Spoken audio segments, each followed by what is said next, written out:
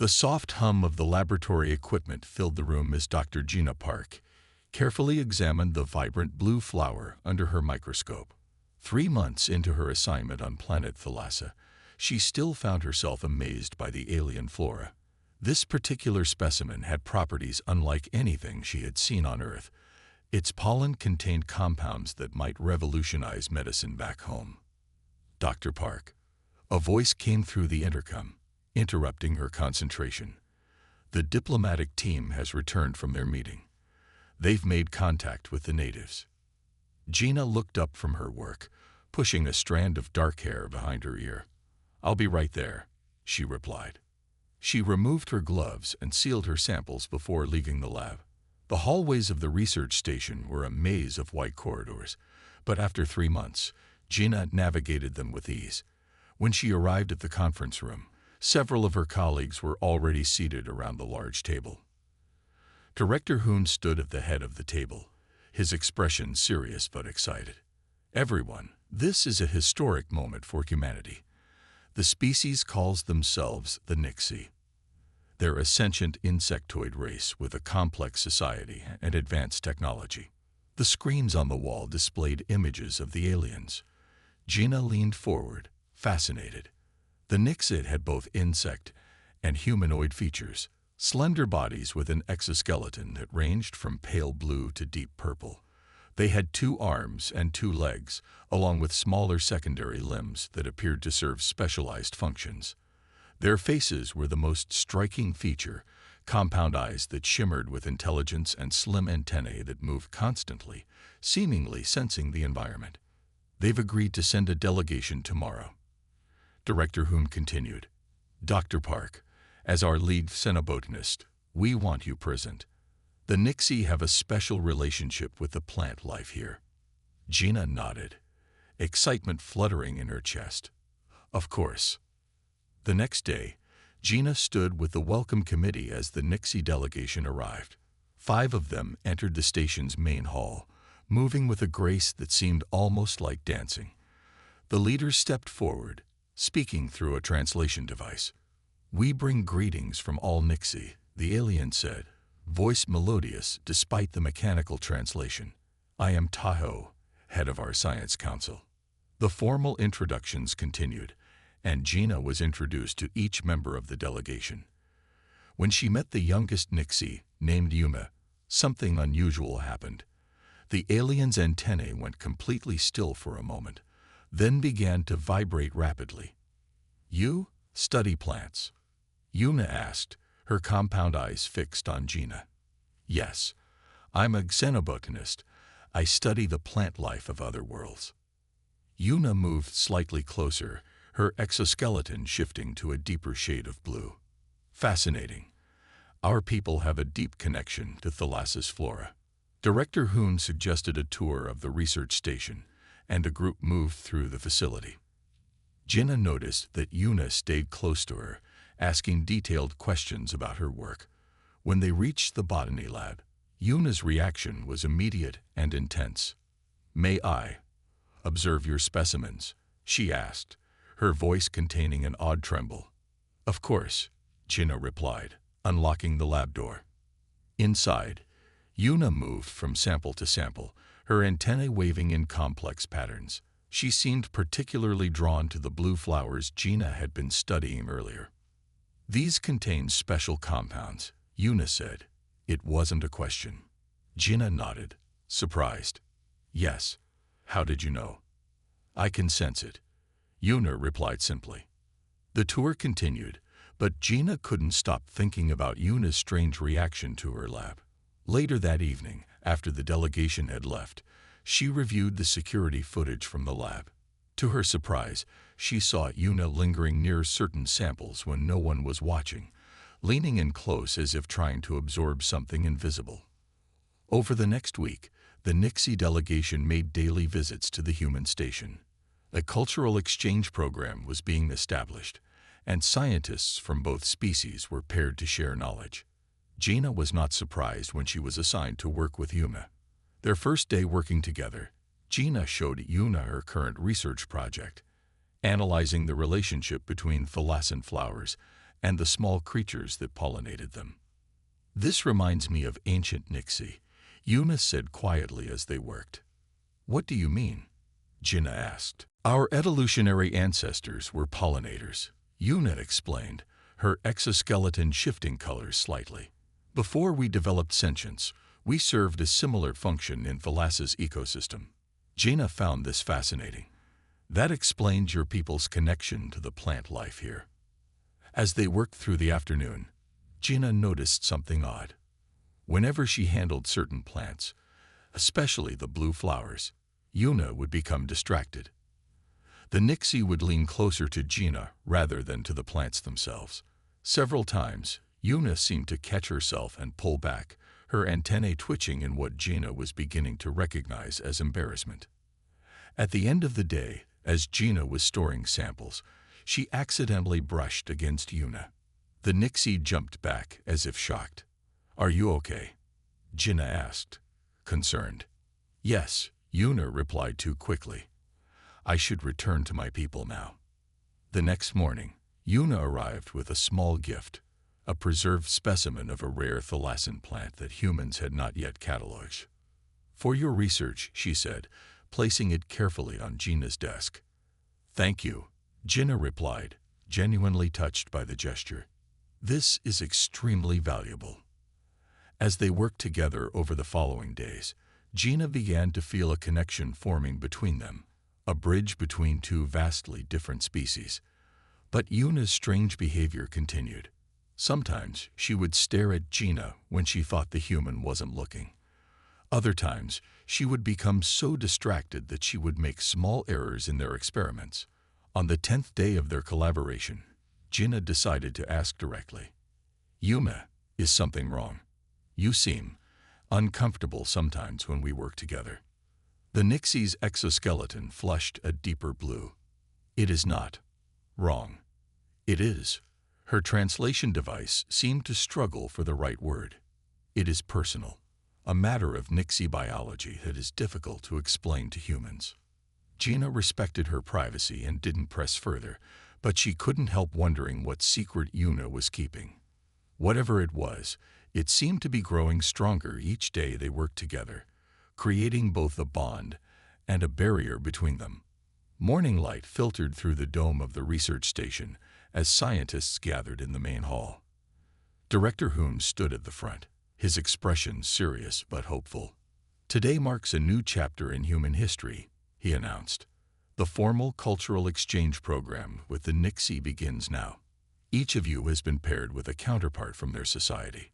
Learn from each other. Build trust. This is how we forge lasting peace." Jinna stood quietly, already knowing who her partner would be. She spotted Yuna among the Nixie delegation, the alien's exoskeleton shimmering a soft purple in the morning light. "Dr. Park," Director Hoon continued, "as expected, you'll be working with Yuna on botanical research. The Nixie have stressed how important plant life is to their culture." After the meeting, Jinna led Yuna to her laboratory. The space had been expanded, with new equipment installed to accommodate both human and Nixie working styles. "I've been preparing a research plan," Jinna said, pulling up diagrams on her tablet.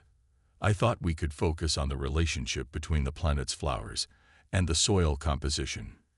Yuna moved closer, her antennae gently waving. "An excellent starting point. Our ancestors cultivated specific soil microbes to enhance flowering patterns." Jinna looked up, surprised. "You've already done research in this area." "Not me personally," Yuna replied. "But our historical records contain much information. Before we developed technology, we lived in close harmony with plant cycles." They spent the morning setting up experiments, Jinna marveling at how quickly Yuna grasped complex biochemical concepts. The Nixie had an intuitive understanding of plant processes that would take humans years of study to achieve. "Your knowledge of biochemistry is impressive," Jinna commented as they analyzed soil samples. Yuna's antennae twitched in what Jinna had begun to recognize as a sign of pleasure. "It is part of who we are. Just as you understand your own body, we understand plants." As days passed, Gina began noticing patterns in Yuna's behavior. When they worked with certain flowering specimens, particularly ones with strong scents, Yuna would become distracted. Her movements would slow, her compound eyes fixed not on the plants, but on Gina herself. One afternoon, while working with a particularly fragrant blue flower, Yuna suddenly backed away from the lab table. "Is something wrong?" Gina asked. "No," Yuna said quickly. "I just need a moment." Gina watched as Yuna moved to the far side of the lab, her antennae moving in rapid, complex patterns. After a few minutes, the Nixie returned, composed once more. "Sorry for the interruption," she said. "Let's continue." That evening, Gina joined other human scientists in the recreation area. Her colleague Dr. Jin, who was partnered with a Nixie named Duri, sat down beside her. "How's it going with Yuma?" he asked. "Fascinating," Gina replied. "She knows so much about plant biochemistry. But there's something strange happening." "Strange how?" Gina hesitated. "She gets distracted sometimes, especially when we work with certain plants, and she stares at me, not at the specimens." Jin nodded thoughtfully. "Duri mentioned something yesterday that might explain it. He said the Nixie evolved from pollinators." "Yes, Yuna told me that." "But did she tell you they still retain some of those instincts?"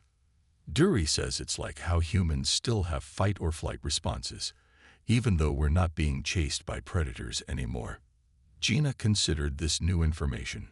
So when Yuna gets distracted, it might be an instinctual response, especially if you're working with flowering plants. The next day, Gina watched Yuna more carefully. They were conducting an experiment on pollen viability, and sure enough, as the samples were exposed to air, Yuna's behavior changed. She moved closer to Gina, her antennae extended toward her rather than toward the pollen samples. "Yuna," Gina said gently, "would it help if I told you more about how humans evolved? We didn't always live in cities or use technology either." Yuna's compound eyes seemed to focus more clearly. "Yes, I would like to understand humans better." Over lunch, they exchanged evolutionary histories. Gina explained how humans had developed from hunter-gatherers, while Yuna shared more about the Nixie's pollinator ancestry. "Our oldest legends speak of a time when we moved from flower to flower, carrying life between them," Yuna said, her voice taking on a rhythmic quality that suggested she was reciting something learned long ago. "We did not think as we do now, but we felt the pull of nectar and pollen." "And you still feel that pull?" Gina asked carefully. Yuna's exoskeleton darkened with what Gina now recognized as embarrassment. "Yes. Some of us more than others. I am considered particularly sensitive to such things." A week later, they began a critical cross-pollination experiment. The research station had identified a potentially valuable medicinal compound in a rare thalassin flower, but the plant was difficult to propagate. If successful, their work could help both species. As they prepared the delicate flowers, Gina noticed Yuna becoming increasingly distracted. The Nixie moved closer to her, seeming almost unaware of her actions. "Yuna," Gina said, "the pollen samples need your attention." Yuna didn't respond immediately. Her antennae were pointed directly at Gina, vibrating rapidly. "Yuna," Gina repeated, concerned. The Nixie suddenly jerked backward, nearly knocking over a tray of prepared specimens. "I'm sorry," she said, her voice strained through the translator. It's difficult to explain." "Is it your pollinator instincts?" Gina asked directly. Yuna went very still. "You know about that?" "Only what I've pieced together." "Is that why you sometimes focus on me instead of our work?" Yuna's exoskeleton flushed a deep blue. "Yes, it's embarrassing. Especially because..." She hesitated. "Human scientists who work with plants absorb compounds through their skin. Your body chemistry changes. To me, you smell like the most perfect flower." Gina felt her own face warming. "I had no idea." "Most Nixie would consider it inappropriate to mention," Yuna said. We try to suppress these instincts in professional settings. Jaina thought for a moment. Is there something I can do to make it easier for you? No, Yuna said quickly. It's my responsibility to control my responses. They returned to their work, but the atmosphere had changed. There was a new understanding between them, an acknowledgement of difference that somehow brought them closer. The cross-pollination experiment required precise timing and careful handling. Despite her earlier distraction, Yuna worked with incredible focus, her specialized appendages perfect for the delicate task of transferring pollen. As they finished, Gina realized something important. Their differences weren't obstacles. They were complementary strengths. Where human fingers were too large, Nixie appendages were perfect. Where Nixie instincts might distract, human objectivity could keep them on track. I think we make a good team, Gina said as they recorded their results. Yuna's antennae moved in a pattern Gina hadn't seen before, gentle, slow waves that seemed almost like a smile. Yes, she agreed. A very good team. The morning began like any other in the research station. Gina arrived early to prepare samples for the day's experiments. She and Yuna had been working together for nearly a month now, finding a rhythm despite the occasional moments of tension. Today they would be extracting compounds from a newly discovered flower species with potential medicinal properties. Yuna arrived precisely on time, her exoskeleton shimmering a cheerful blue-green. Good morning, Gina. I brought the collection equipment you requested. Perfect. Gina smiled, pulling on her lab gloves. I've already identified the specimens we should focus on. They worked side by side, carefully cutting small sections from the vibrant orange flowers. Gina explained her theory as they worked. If I'm right, this compound could help treat respiratory infections in humans. The molecular structure is similar to our existing antibiotics, but might be more effective against resistant strains. Yuna listened attentively, her antennae moving in gentle patterns that Gina had learned indicated interest. Fascinating. On Thalassa, we've used similar flowers for healing purposes for generations.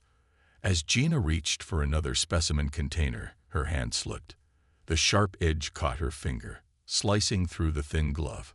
She pulled back with a small gasp as a bead of blood appeared on her fingertip. Just a small cut, she said, reaching for a first aid kit. Nothing to worry. She stopped mid-sentence, noticing Yuna. The Nixie had gone completely rigid. Her antennae were extended fully toward Gina, vibrating at a frequency she had never seen before. Yuna's compound eyes seemed to dilate, fixed entirely on the tiny droplet of blood on Gina's finger. Yuna? Gina asked, concerned. Are you okay? The Nixie took a step backward, then another. Her exoskeleton was shifting colors rapidly, flashing between deep blue and purple. I can't, she managed to say, her voice strained through the translator. I must leave. Now. Before Gina could respond, Yuna turned and rushed from the laboratory, nearly colliding with the door frame in her haste to exit. Confused and worried, Gina quickly bandaged her finger and cleaned up the work area. She tried calling Yuna's communication device, but there was no answer. After completing the necessary safety procedures, she left the lab to look for her partner. The research station was busier than usual. A new shipment of supplies had arrived from Earth, and people moved through the corridors carrying boxes and equipment. Gina checked the common areas but found no sign of Yuna. She was about to check the Nixie quarters when her communication device buzzed. Dr. Park, came Director Hoon's voice. Please report to Conference Room 3 immediately. When Gina arrived, she found Director Hoon sitting with Tavo, the head of the Nixie Science Council. Yuna was nowhere to be seen. Is everything all right? Gina asked. Yuna left our lab session suddenly. I'm concerned about her. Tahoe's antennae moved in what Gina recognized as a formal greeting pattern. Please sit, Dr. Park. There is something important we must discuss. As Gina took her seat, she noticed Tahoe's discomfort. The Nixie leader's exoskeleton was a muted gray, a color she had rarely seen them display.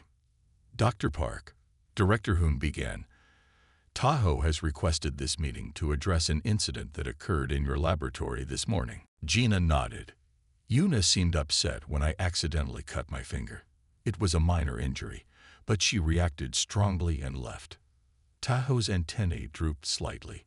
We've kept something from you, from all humans. Something about our biology that we find difficult to discuss with outsiders. Gina waited, saying nothing as Tahoe gathered his thoughts. As you know, our species evolved from pollinators, he continued. But what we haven't explained is that certain aspects of that evolutionary history remain active in our biology. We perceive biochemical signatures in ways humans cannot imagine. I understand that, Gina said. Yuna mentioned being sensitive to plant compounds. It's more than that, Tahoe said. We perceive human biochemical signatures as, well, the closest translation would be nectar. Especially scientists like you who work closely with plants. Your bodies absorb compounds that trigger our ancestral feeding responses. Gina felt her eyes widen as understanding dawned. So when Yuna was distracted around me, she was fighting her biological urge to sample your scent profile, Tahoe confirmed. When you cut yourself, the concentration of these compounds became overwhelming for her. Blood carries many of the plant-derived chemicals your body has processed. We find it deeply embarrassing, Tahoe added. In our society, displaying such instinctual responses is considered immature. Yuna is especially sensitive, which is why she was chosen for the botanical exchange. Her abilities make her an excellent scientist, but it also makes working with humans more challenging. Director Hoon leaned forward. Dr. Park, I want to assure you that there's no danger. The Nixie have assured us this is purely a sensory response, not an aggressive one. Gina processed this information, thinking back to all the times Yuna had seemed distracted or had stood unusually close to her. Why didn't you tell us this from the beginning?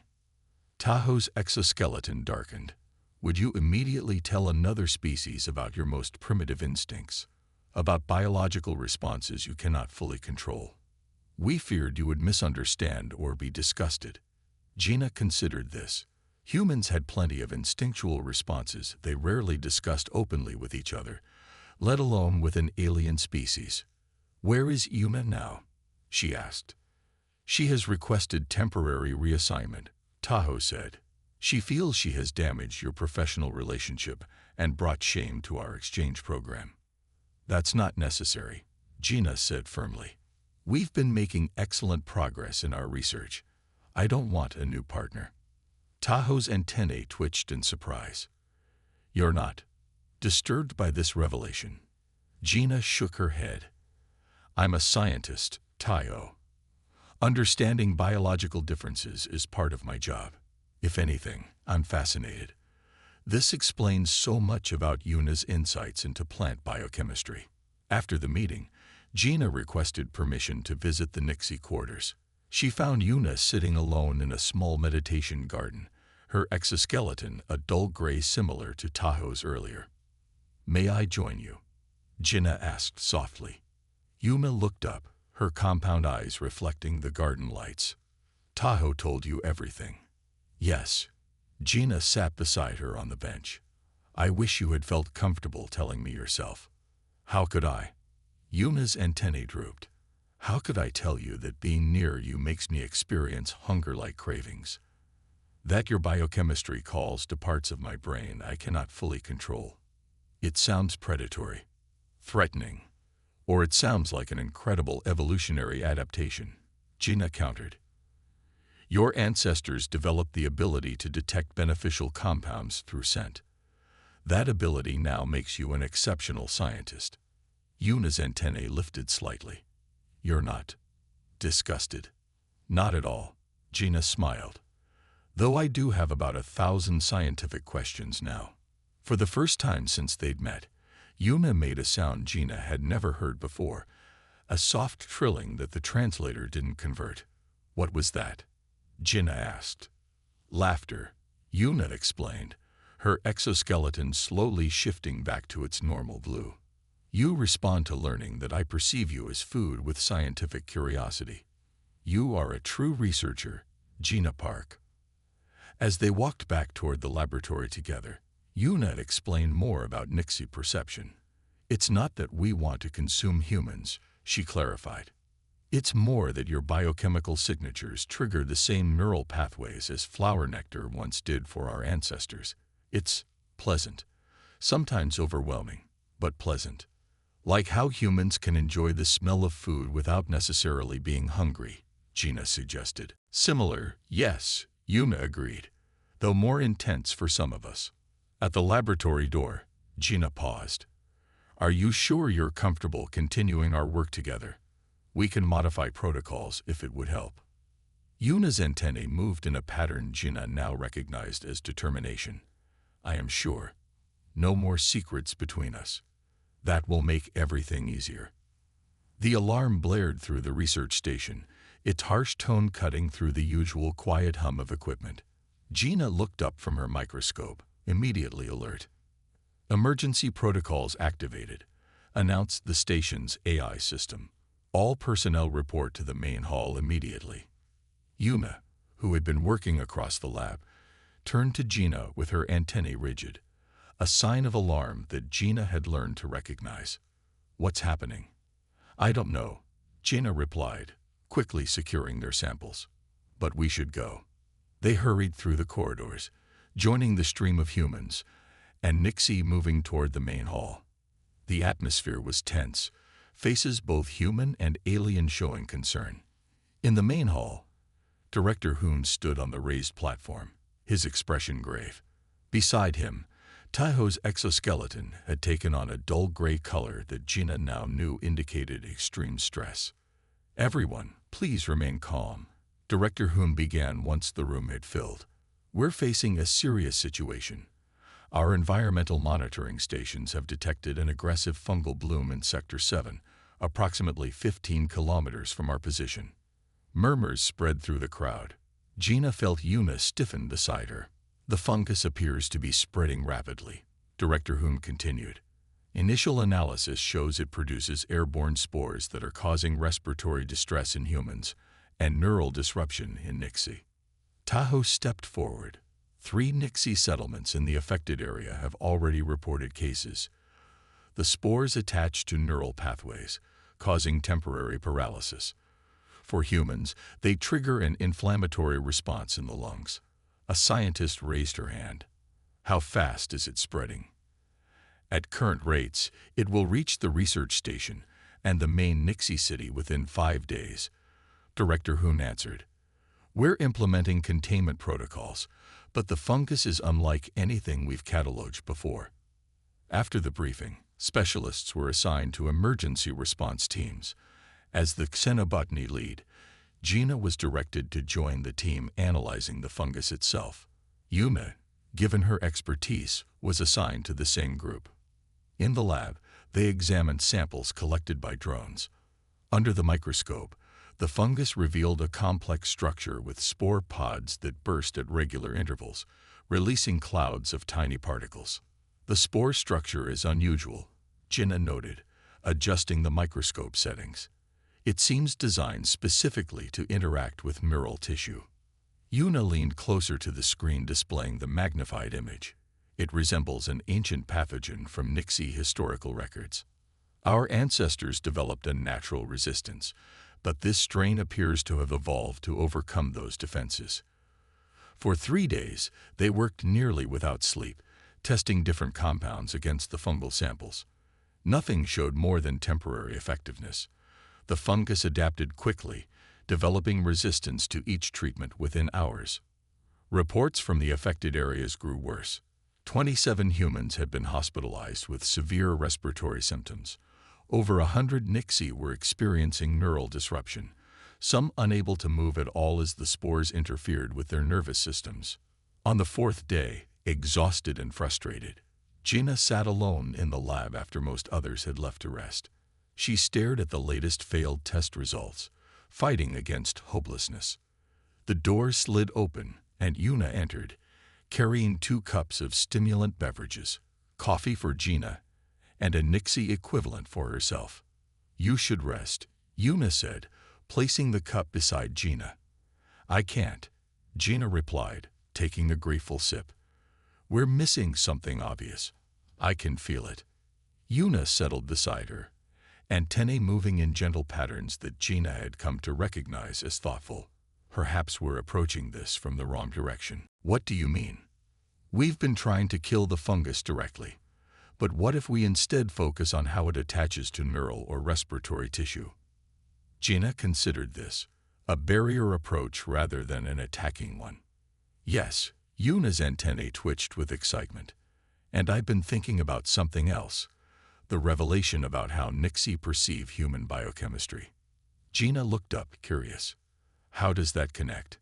Human bodies process plant compounds in ways different from any other species we know, Yuna explained. What if those processed compounds could create a biological barrier the fungus cannot penetrate? Gina's tiredness suddenly vanished as her mind raced with possibilities. The compounds would be pre-metabolized, making them immediately effective without needing to be broken down first. Exactly, Yuna said. But to identify which compounds would work, we would need. She trailed off, her exoskeleton darkening slightly with what Gina now recognized as embarrassment.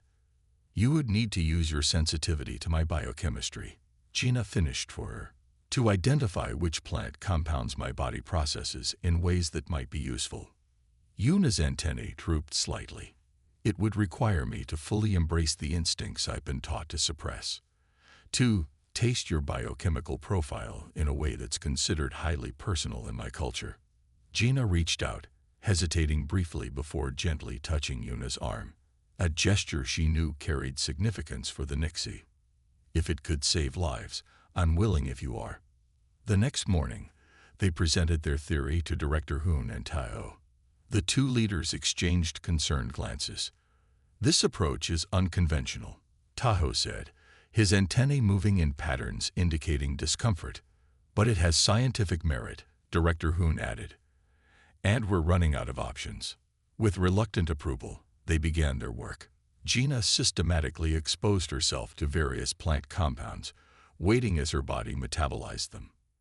Yuna would then use her specialized sensory organs to detect the changes in Gina's biochemical signature. The process was intimate in ways neither had anticipated. Yuna had to stand close, her antennae gently touching Gina's skin to detect the subtle changes. Both found the experience intense. Gina because of the unusual sensation, Yuna because she was deliberately engaging with instincts she had always been taught to control. This one, Yuna said on the second day, her voice trembling slightly as she detected a change after Gina had processed extract from a purple fern. There's something different about how your body has transformed it. They isolated the compound and tested it against the fungal spores. To their excitement, it created a coating that prevented the spores from attaching to neural tissue. It works on the neural pathway model, Gina said, looking up from the microscope with hope in her eyes. But we still need something for the respiratory symptoms in humans. They continued their work, trying different plant samples. Time was running dangerously short.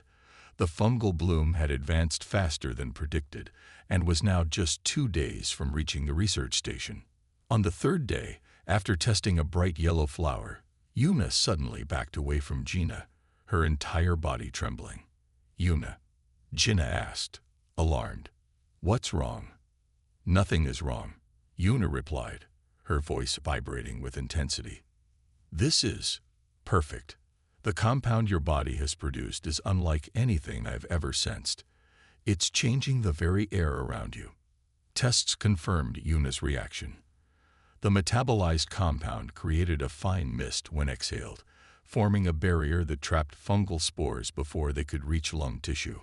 Working through the night, they developed a 2-part treatment, one for Nixie neural protection and one for human respiratory defense.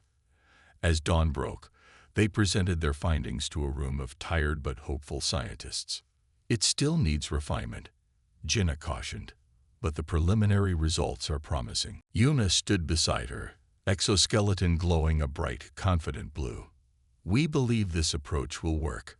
Our different biologies, working together, have created something neither species could have developed alone. As the first treatment doses were prepared, Gina and Yuna watched from the lab window as teams set out to deliver them to affected areas. "Thank you," Yuna said quietly, "for trusting me when I needed to embrace instincts that once embarrassed me." Gina smiled. Sometimes our most primitive traits turn out to be our most valuable. The morning sun cast long shadows across the recovery area outside the research station.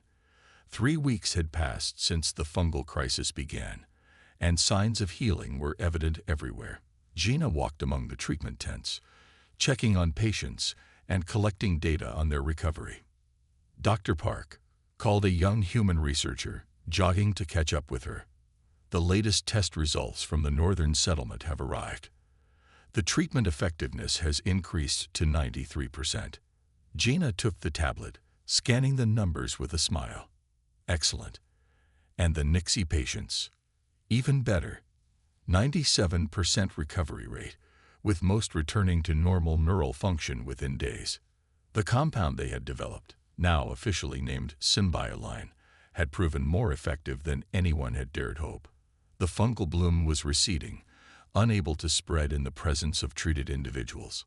As Gina continued her rounds, she saw Yuna emerging from a Nixie treatment tent.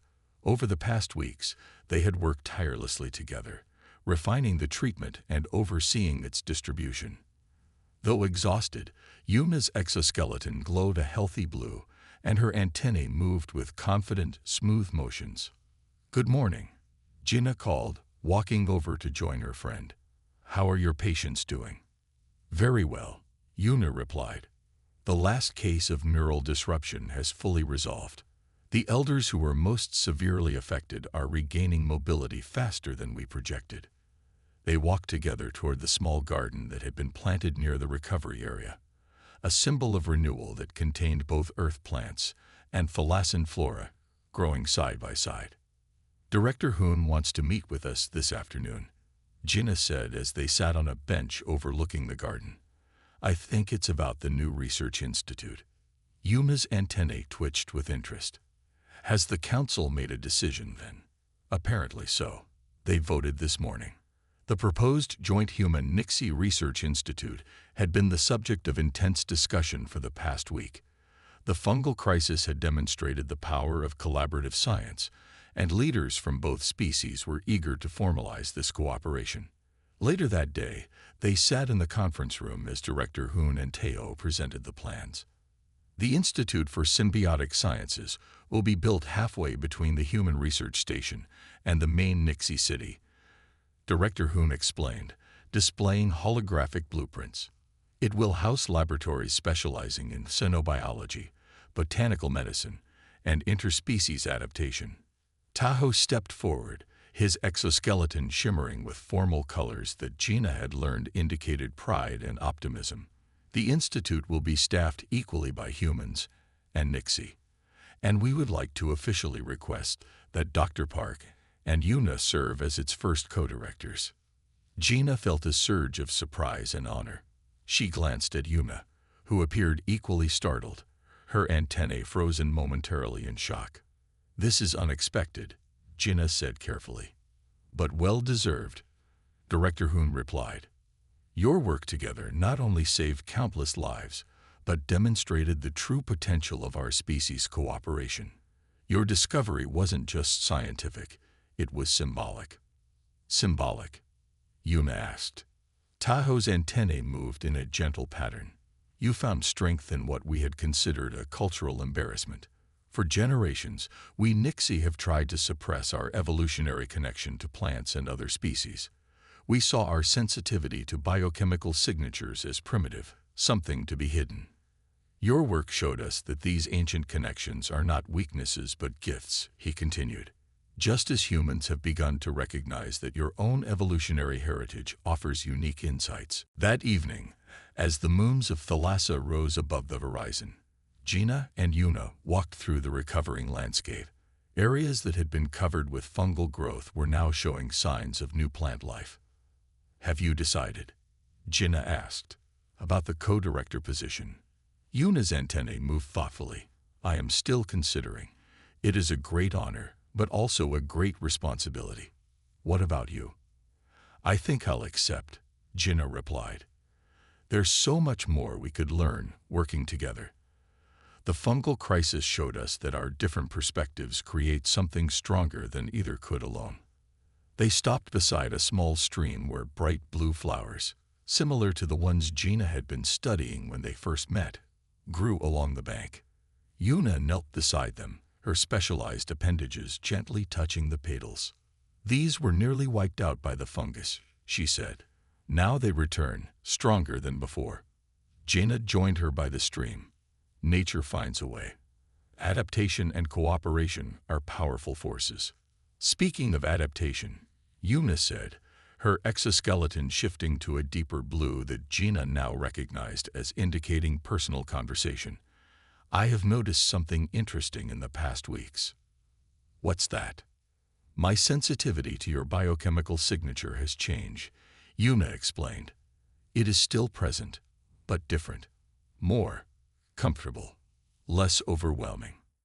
Gina considered this. Perhaps you've adapted. Or maybe I've changed through our work together. Perhaps both, Yuna said.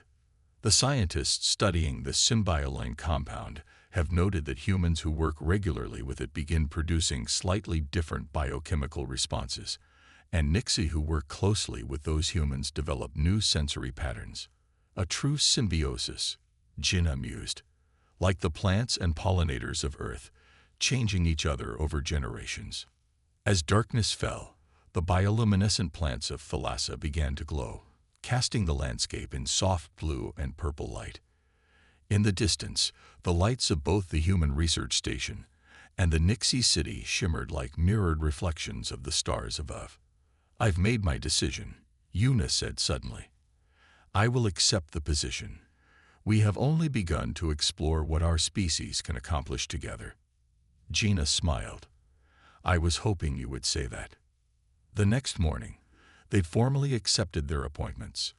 As news spread through both communities, preparations for the institute accelerated. Scientists from both species submitted research proposals, eager to join the pioneering effort.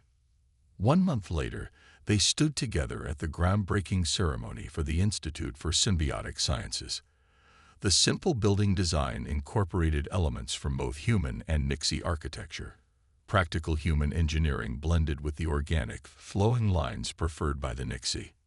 Director Hoon handed Gina a small container holding a seedling, a hybrid plant developed from earth and thalassan stock. Taiho presented Yuna with a similar container.